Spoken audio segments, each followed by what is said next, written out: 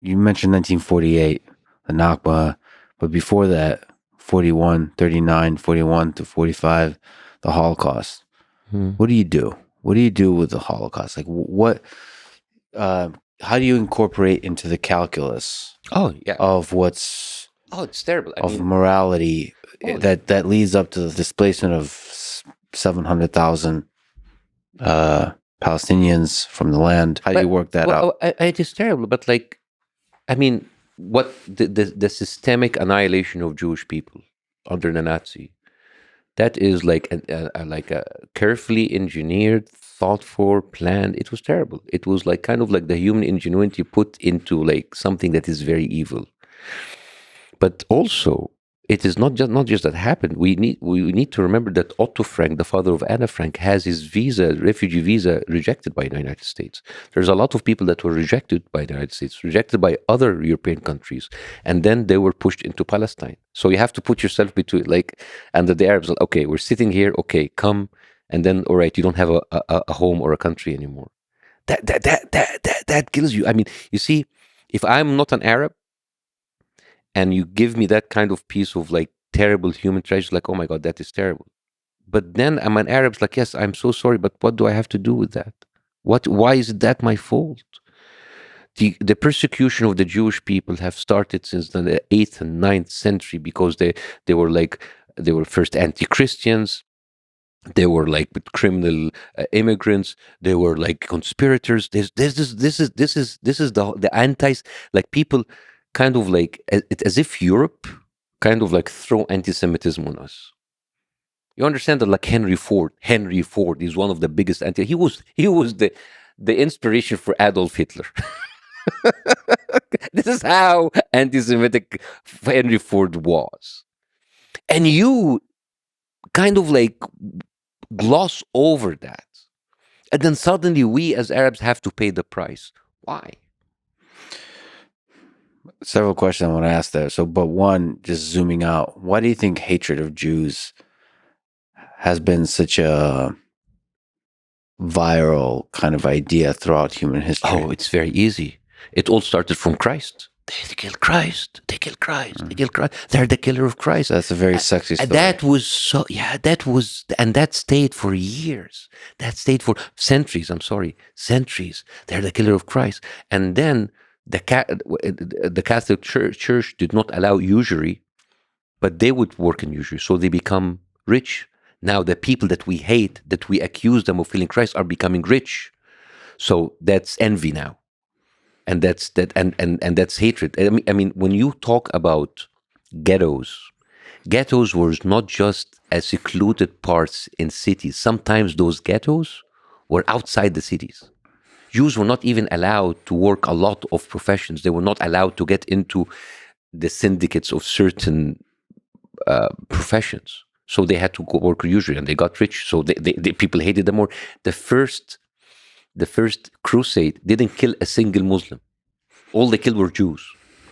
And when they finally arrived to Jerusalem, all they killed were Jews. They almost annihilated the Jews.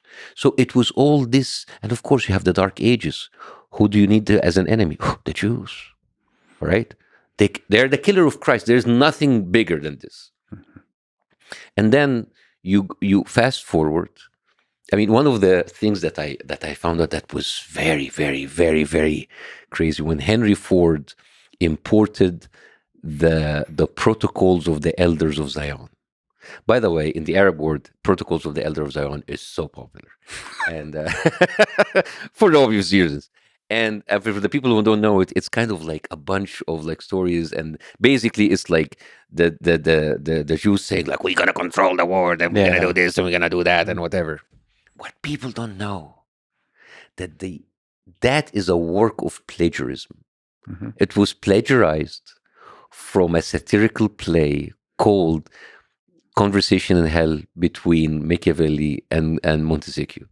And it is kind of like based on one chapter or one scene or something. It's crazy. But it's crazy how sticky it is. Like, yes. That's weird. Yes. Because if I hate you, that's great. But if I have a story to support that hate, that's even better. But it's like one of the one of the best stories, one of the stickiest stories about hate. Of course. It's probably the most effective, because like there, a lot of peoples hate other groups of peoples, but that's just like the sexiest story of them all. Because humans need to concentrate their hate, their insecurities, and their shortcomings into one thing that they can practice that hate on. If it's a person, great. If it's a group, even better. Right. How do you, into this calculus, incorporate that that group is pretty small? There's 16 million Jews worldwide. And you mentioned, how is that the responsibility of the Arab peoples? Everybody should be to blame for not taking in Jews after the Holocaust. But, the reality of the situation, if we look at the religious slice of this, there's 16, let's say, million Jews, and there's, I don't know how many Muslims, but 1.8 billion. Yeah. How do you, that difference, that 100x difference, do you incorporate that into the sense that Jews in Israel might feel for, the existential dread that we might, this small group might be destroyed? Jews in Israel have every right to feel afraid because of everything that they see and everything they've been told, everything. But I would say that the calculus or the numbers doesn't, of course, like being small, it is, of course, a factor, but it is never an excuse in order to take something that's not yours. It's saying like, hey, you have 300 million Americans and we have 52 states, give one state for them. There's too many of them. Too many of you. Just give them something. It's like the fact that I have something and you don't, and there's too many of me and there's little of you. And then you come in and it's not really Israel against the Arab world or the Muslim world, because we have to say we fucked up big time. But it is the Palestinians that are in, and they are being subjected to that. So it's not really like the 1.8 billion and the 16 million Jews.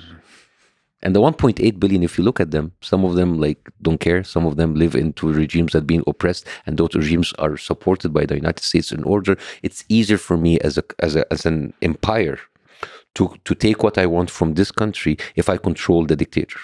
And I tell them that his power is linked to my ability to my desire to keep him in power. So that's why you have a total disconnect between people in power in the Arab and the Muslim countries and the people themselves.